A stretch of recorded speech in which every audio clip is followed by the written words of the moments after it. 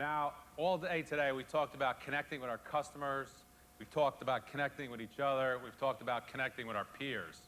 And to me, the central theme of that is connecting with other people. Our next speaker is an expert at connecting with people. That's about 11 years ago, I was walking down the hallway with my 7-year-old son at the time in his, quote, office where this gentleman worked. And he was coming the other way, and we had just arrived at this building after a flight from New York. And he knelt down on one knee, and he grabbed him by the shirt, and he said, "Is this the first time your dad ever brought you here?" And my son looked at this guy and recognized him and said, "Yeah." And he says, "Well, we better win, because I want you to come back." Well, they won that day, and they won a lot of other days. And the good news is my son did go back. And he's a freshman there this year. So he listened to the advice he got from this guy.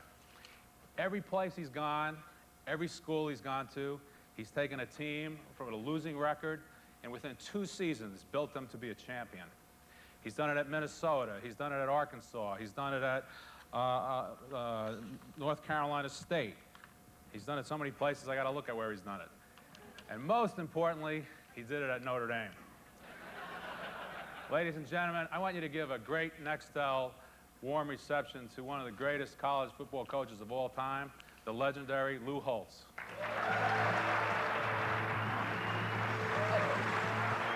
Thank you, Jim. Thank you. Thank you. Thank you very much. Thank you.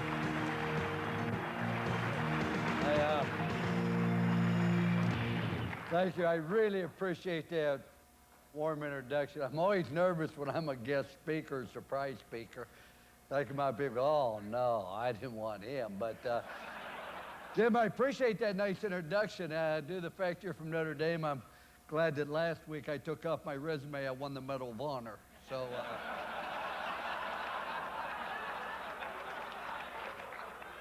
it is a pleasure to be here. I congratulate you on your success. I had lunch with Mr. Donahue, Mr. Schweitzer, and Mr. Kelly, and other people, and I said, "Tell me about the audience." They said, "You're going to talk to the top 1% of a company." And I congratulate you on what you've done. I love to be around successful people. You can be proud of what you've done. Because we live in a selfish, undisciplined society. In order to be successful, you have to be totally disciplined and totally unselfish. So I hope for the next few minutes I can share some thoughts and ideas. I'm not going to preach to you. I'm not going to lecture to you. But understand who Lou Holtz is not. I'm not a singer. I'm not a dancer. I'm not an entertainer. I'm not an intellect.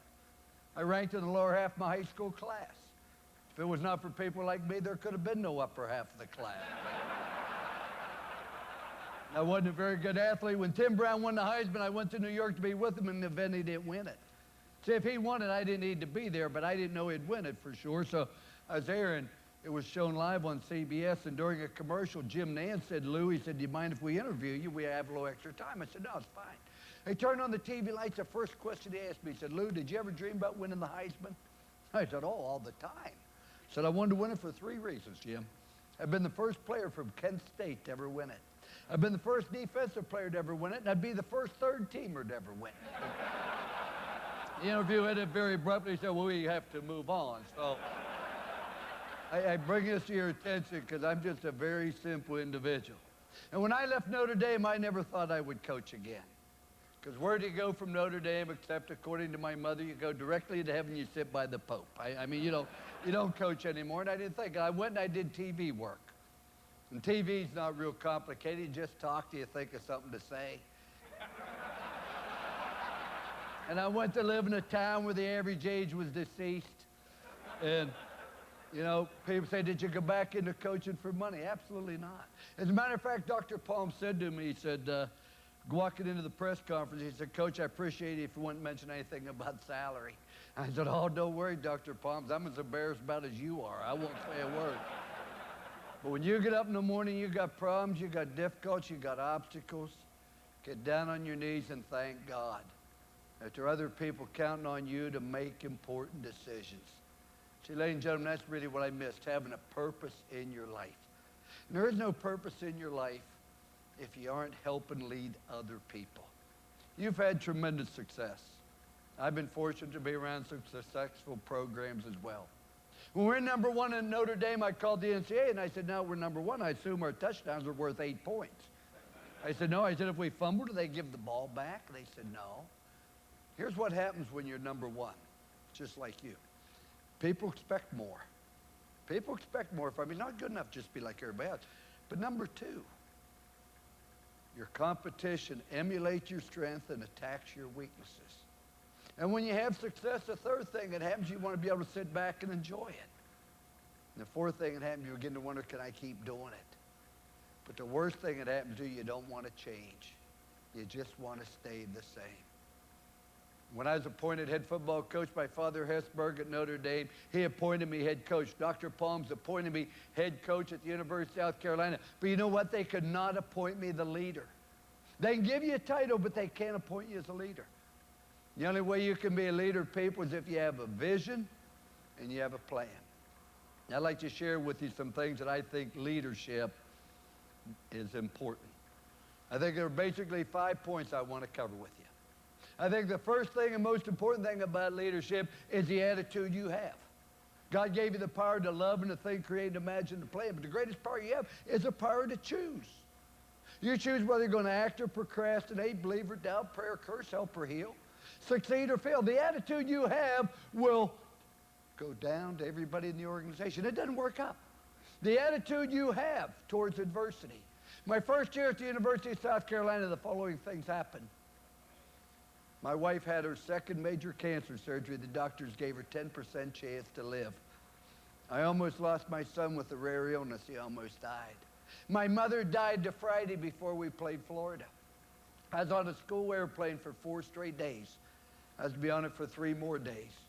We landed at Lady Island Airport, and the pilot said to me, Coach, well, you're visiting an athlete. We're going to fly 11 miles to Hilton Head to get gas. During that 11-mile flight, the plane crashed. 1 pilot was killed, and another one was seriously injured. We lost every single football game we played that year. And I had a kicker who said, I can't kick when you're watching.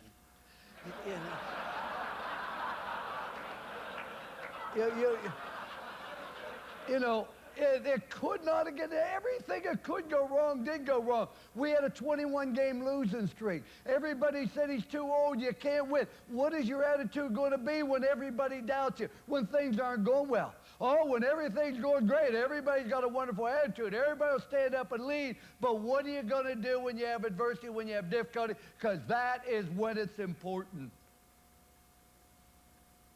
I signed a 5-year contract with New York Jets, and, you know, people don't talk about this in my resume, but I signed a 5-year contract, stayed 8 months and left. And there wasn't anything wrong with the New York Jets, but I went up there with a negative attitude saying, I'm not sure this is what I want to do. I'm not sure this is going to work out. I'm not sure that I'm going to be happy here. And I left after 8 months. And it's something I regret because I walked away from the situation, not for any other reason except I approached it with a negative attitude. On the other hand, a few years ago, they asked me to go to Minnesota. I'd never been to Minnesota. Never wanted to go there in my entire life. Everybody I'd ever met from Minnesota had blonde hair and blue ears, so I didn't want to go up there. They lost 17 straight games. The average score they lost by was 69-17. And yet my second year, we went to a bowl game, and it's one of the most wonderful places you ever want to be. Beautiful people there. I was exceptionally happy there. What's the difference between the Jets and Minnesota? The Jets, the best job in America maybe. In Minnesota, job nobody wanted. The attitude you approach it with. We have a young man at the University of South Carolina named Ryan Brewer. He wears number 21. He's from the state of Ohio. He was not heavily recruited. Ohio State didn't want him. Michigan didn't want him. Notre Dame didn't want him. As a matter of fact, he did not have a major scholarship offer. And he called me when I got the job, and he said, I've always wanted to play for you. Well, the reason I found out later, he didn't have another scholarship offer. And being in South Carolina, and we're on the bottom, and, you know, we play a difficult schedule. We play Tennessee and Florida and LSU and Arkansas and Georgia, et cetera. Somebody said, how do you sleep when you look at that schedule? I said, like a baby. I wake up every 2 hours and cry. I think, oh, gee. But he said, I want to come play for you. And I said, well, Ryan Brewer, you have a scholarship on the phone. He said, I accept. So I called one of those recruiting gurus. I said, can Ryan Brewer play? He said he can't play a dead Indian in a Western movie. He came to South Carolina, had an unbelievable attitude. He's only about 5'9", 205 pounds. And I watched him run in a 40-yard dash when he arrived on campus. And I thought to myself, Ryan Brewer, if you get in a race with a pregnant lady, you'll finish third. But the attitude he had. And last year we went down, we played Ohio State in Outback Bowl on January 1. Ryan Brewer's a sophomore, was the MVP in the game. This past January 1, 2 days ago, we played Ohio State again, and with outstanding coaching, I blew a 28-0 lead and managed to win it in the last second with a field goal. Ryan Brewer wasn't the most valuable player, but he did average 12 yards a carry. People with the right attitude make things happen. We can't let what other people say determine our attitude. A few years ago when I was at Notre Dame, we went out and played Florida in the Sugar Bowl. We're a big underdog, but I really felt we'd win the game. Our players had a marvelous attitude. So I sent them home on December 23rd for 2 days. And every story I tell you is absolutely true. I took my wife and my family. We went to Orlando for 2 days. I'm never happier than when I'm with my wife and my family. We have 4 children. They're all girls but 2, and I'm very proud of that fact. And I took them out to dinner, and I want to pause and say, if you want some great advice, listen to your spouse. Nobody knows you any better. Nobody loves you anymore. Nobody wants to see you succeed anymore. And nobody will be any more honest with you. My wife don't know somebody I love dearly. She's my best friend. There's nobody in this world I respect any more than my wife. And when I talk about my wife, I remember when I coached at Ohio State under Woody Hayes, we won the national championship. They had a big billboard sign at the entrance to the airport. It said, behind every successful person stands a very surprised mother-in-law. And that's really true in my case. But in any event, we're sitting there, I'm in a great mood, and the waiter came up and he recognized me and said, hey, you're Lou Holtz, head coach of Notre Dame, are you? And I said, yes, sir. And I took out my pen thinking he wanted an autograph, and he said, let me ask you a question. He said, what's the difference between Notre Dame Cheerios? I said, I don't have a clue. He said, Cheerios belong in the bowl, Notre Dame doesn't. You know, my attitude changed, and I looked at him, I said, let me ask you a question. What's the difference between Lou Holtz and a golf pro? He said, I don't know. I said, a golf pro gives tips, you know, which he found out when the evening's over. But the attitude we have, I could cite you story after story, but attitude's a choice, and I think that is one of the most important things for a leader. The second thing for a leader, you have to have a passion to win, a passion to succeed. And a passion to succeed to me means 2 things. Number 1, it means you get rid of all the excuses why you can't. You know, we always have all kind of excuses. The other thing I think it means is you have to make a sacrifice. You know, when we talk about winning, losers look on everything as punishment. When I went to South Carolina, when I went to Notre Dame, you got to lift weights. You got to work hard. You got to be here in the summer to work out. They always looked on that as punishment. But you understand this, there's no way in this world you can succeed without sacrifice. A marriage isn't going to succeed without sacrifice. Raising children isn't going to succeed. You are not going to succeed without making sacrifice. Why have you had tremendous success? 17,000 employees, I believe a $7 billion company. Started in 1993. How did you go there? There have been an awful lot of people make a sacrifice, where the losers look on everything as punishment. I was on an elevator about 6 o'clock in the morning several months ago. Cute young lady got on there. She had on a jogging outfit. I said, how far are you going to run? She said, 6 miles. I said, wow, I don't even drive that far. And she said, do you jog? I said, oh, no, I want to be sick when I die. But she said, well, how do you stay so thin? I said, I can't eat when the Cubs lose. I think it's 50 years, but I admire people. I genuinely admire people that will make a sacrifice in any endeavor and then get rid of all the excuses why you can't win. Boy, I tell you what, everybody always has a built-in excuse. I went to Notre Dame. The academics too difficult. The schedule's too difficult. Same thing at the University of South Carolina. I had 3 different coaches in the Southeastern Conference call me and say, don't go there, you can't win there. South Carolina had won 1 bowl game in the 108-year history of the school. They had never been ranked in the top 10. Tomorrow, I'm hopeful we'll end up in the top 10, but likely we'll finish 11th or 12th. They had never won more than 8 games but one time in the history of the school. And they started giving you all these reasons why you can't win. If you listen to all the excuses why you can't, you don't have a chance. A few years ago, I took Arkansas down to the Orange Bowl to play Oklahoma. We were a 24-point underdog. I had to suspend 3 athletes. It scored 75% of our touchdowns. Nobody gave us a chance to win. And if you watched our football team practice, you would understand why. Our football team walked around like they were going to lose. Their attitude was just one of these, oh, we don't have a chance to win. And about 3 days before the game, in a room very similar to this in the Four Seasons Hotel, our team came in and they wouldn't look at one another, wouldn't talk to one another, their head was down, wouldn't communicate with one another. And I said to them, I know all the reasons why we can't win. I've read them in the paper. I've read all the great things about the Oklahoma players. I've read all the great things about the Arkansas players that aren't going to play in the game. I've never read a positive thing about anybody in this room. Now, I know all the reasons why we can't win. I said, what I want you to do is explain to me why we can. I said, I want to go around this room and I want each and every one of you to tell me why you think we have a chance to win. And then nobody said anything. I said, we're going to stay here all night. I want it to be sincere and I want it to be honest. And finally, one player said, well, we have a great defense, which was number 1 in the country. It was. And he said, if we get beat, we aren't going to get it beat as bad as the people thought. I thought, well, that's a step in the right direction. It really wasn't what I was looking for. And the other player said, well, we have the best punter and place kicker, which we did. And then they went on to say, we have a great offensive line intact. And they said, we have a great competitor quarterback, which we did. I wanted them to say they had a great coach. That's never come up. But the more they talked, the more positive they became. Because, see, they started focusing on what they did have rather than focusing on what they don't have. There are too many people look and say, well, we don't have this and we don't have this. Instead of looking, we have this asset, we have this. And focus on what we do have. When they left that meeting, it was a different team. Completely different. They were laughing, they were talking to one another, and the next day of practice, we were a different football team. We were a 24-point underdog. We beat Oklahoma 31-6 on that day.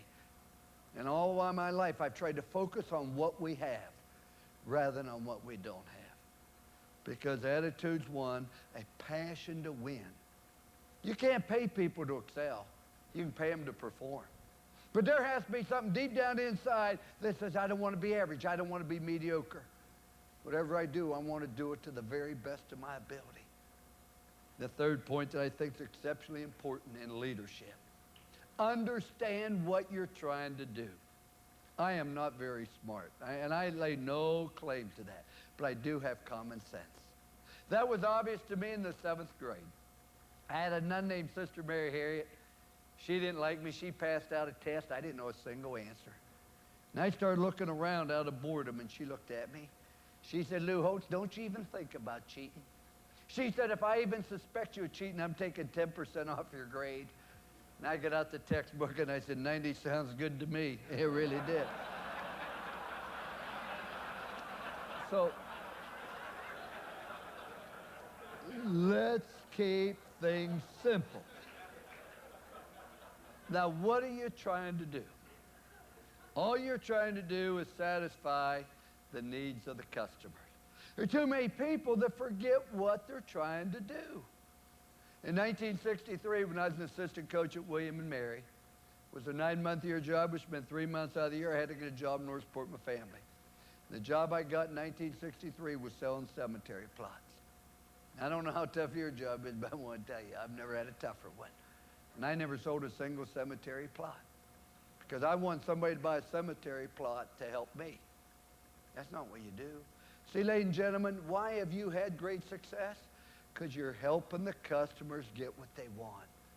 All your research and development, all your new products, all the things you do. The reason you have grown tremendously, the reason you went from $4 billion to $5 billion in 2 quarters, is because you help the customers get what they want more than anybody else. I'm not very smart, as I say, but All we're trying to do is graduate our athletes and win. Every decision made is how can we graduate and how can we win? Not how we can make somebody All-American, not how we can make our job easier. How can we graduate and how can we win? Because if we do those two things, we'll be ultra successful. How can you help the customers get what they want? And the customer's needs change. And you have to change to meet the needs of the customer. There are going to be changes in the business structure. But the reason you change is to meet the needs of the customer. Take the top Fortune 500 companies 50 years ago. Compare them with the top Fortune 500 today. There aren't more than 50 that appear on both lists. Why? Because people's needs change, and people didn't change to meet the needs of the customers. People were so busy running the railroad in 1930, they went bankrupt. See, their job was not to run the railroad. Their job was to transport people from one location to the other. And they looked at it and said, how can we transport people better? Then they'd have the New Haven Airlines, the Pennsylvania Airlines, etc. And people fight change all the time. Because these people don't want to change. Do you realize in 1878 they invented the typewriter? The problem I had with the typewriter was if you typed too fast, the key stuck. So they said, how can we keep the keys from sticking? And somebody got a brilliant idea. He said, I know. Let's hide the letters on the keypad. The guy said, what do you mean? He said, well, let's put A up here, and we'll hide B down here. And I'll never think of looking for C up here. And by the time they find D, and why would you put R up there and S over there and T up there and U down? Didn't you ever wonder why the letters on the keypad are so screwed up? That's so you couldn't type fast. You had to hunt. Now today they have typewriters, no matter how fast you type, they couldn't stick.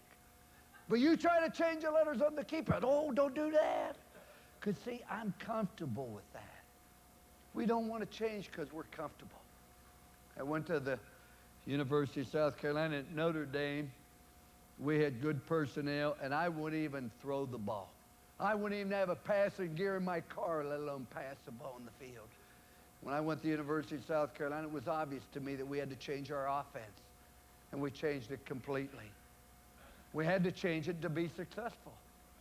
We went from 112th in the country on defense my first year at South Carolina to 18th. And after that first year, I walked in the staff and I said, we're going to change our defense.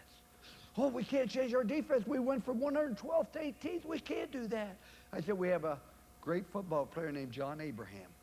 He was drafted in the first round by the New York Jets. He was just made the all-pro team.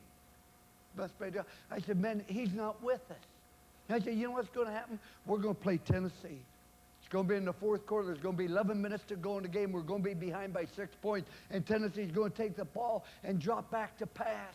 And he's going to hold the ball to the game ends over. Because we can't get any pass rush. And we're going to go to a three-man line. And we made all kinds of changes. And what happened? We went from 18th in the country to 6th in the country on defense the next year. You have to change.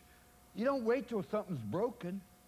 But you're always looking and saying, how can we meet the needs of the customers? How can we graduate our athletes? How can we win? Just use common sense. And you know, there's a big difference between being a professional salesperson and being an order taker. A professional salesperson understands their thoughts and understands the thoughts of the customers. You know, the sales profession is the most secure job you can have in this world. It's the lifeblood of any organization. Nothing happens till somebody makes a sale. But most people go into sales, but they'd rather do something else. They're going to go into sales temporarily. And they like the freedom and they like the income. But they end up being order takers and they go from one fad to another. Where a professional salesperson is different. They have a passion for what they do. When they talk about their job, they're excited about it. And they're proud of what they do. They like helping people. They understand their job is very important. They understand their products. They understand the benefits it gives their customers. Ladies and gentlemen, no organization with professional salespeople have a passion for what they do. Understand their products, understand their customers, are proud of what they do. will fail to be successful. But there are too many people in this world that are order takers. There are too many people go into the business when things are good, when all they had to go in was take orders. And then we all get spoiled. We forget how to compete. We forget how to do our homework. We forget how to reach deep down inside and understand what we're trying to do, which is satisfy the needs of the customers. You know, when I was in the Army as a lieutenant, I was down at Fort Knox, Kentucky. I'll never forget, 1959. And I had a weekend pass, and I was on Dixie Dyway going into Louisville, and I saw this restaurant with the golden arches. Hamburgers, 15 cents, Coke 10, fries 10. Do you realize for 35 cents I got all three? You didn't walk in and sit down, and you just drove in, and you sat in the parking lot, and you ate it. It was hot, it was clean, it was neat, and I made up my mind then that was going to be a successful business. I couldn't tell you why. And I decided then when I got out of the Army, I wasn't going to go into coaching. I was going back to East Liverpool, Ohio, and open up a McDonald's restaurant. I just said, boy, that's going to be good. You know why I did? Because I looked up under the McDonald's sign. I saw something that discouraged me. I'll never forget it. It said over 1 million sold. I said, it's too late. Oh, I should have got in on that ground floor, but no.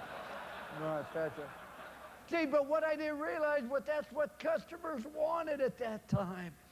See, ladies and gentlemen, the fourth thing I think is absolute necessity in being a leader. You got to be a dreamer. Take a look at me. I'm 5'10", 152 pounds, wear glasses, speak with a lisp, have a physique that appears like I've been inflicted with beriberi and scurvy most of my life. I'm not going to impress anybody, ladies and gentlemen, but in 1966, I went to South Carolina as an assistant coach under a guy by the name of Marvin Bass. I'm there 1 month.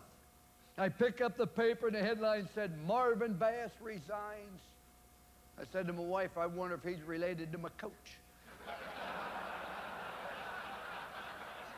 An hour later, the president, Thomas F. Jones, said, I'm going to hire Paul Dietzel and he can bring in his own staff. And I didn't know Paul Dietzel. Didn't know anybody in South Carolina, and I'm out of a job. My wife went to work, and I was a stay-at-home dad. We had 3 children at the time. She bought me a book, The Magic of Thinking Big by David Schwartz. And I'll never forget it. When I got out of high school, all I wanted to do was have a car, a girl, $5, and a job in a steel mill. Who could want more out of life than that? And then I ended up in college, but I still didn't have many dreams. And he said, if you're bored with life, you don't believe in your future, he said, you don't have any dreams. And he said, write them down. I'm unemployed. I got out of pencil and paper, made 5 different categories. Things I wanted to do as a husband and a father. Things I wanted to accomplish religiously. God is very important in my life. I don't preach it, but I hope the way I live my life reflects the faith I have in God. Things I wanted to accomplish financially. Things I wanted to accomplish professionally. I wanted to coach at Notre Dame, win the national championship, etc. And the 5th categories were things I wanted to do for excitement. You're sitting there unemployed. I wanted to jump out of an airplane, land on an aircraft carrier, go on a submarine. Wanted to be on the Tonight Show with Johnny Carson. Wanted to learn how to do magic. Wanted to make a hole in one. Wanted to play the greatest golf course in the world. Wanted to go to the White House for dinner. Wanted to see the Pope. Wanted to go to Pamplona and run with the bulls with a slower person. You know. I've done all of them except the latter. And I had 107 of them. My wife come home from work. I was so excited. I said, honey, here's 107 of these suckers. We're going to do them all. She looked at it and she said, gee, that's great. Why don't you get a job? So we made it 108. And we've done 102 of them. I know what it's like to come out of an airplane at 10,000 feet, free fall 5,000 feet in 45 seconds, pull the chute and fall the other 5,000 feet in 7.5 minutes. I ain't never going to do it again.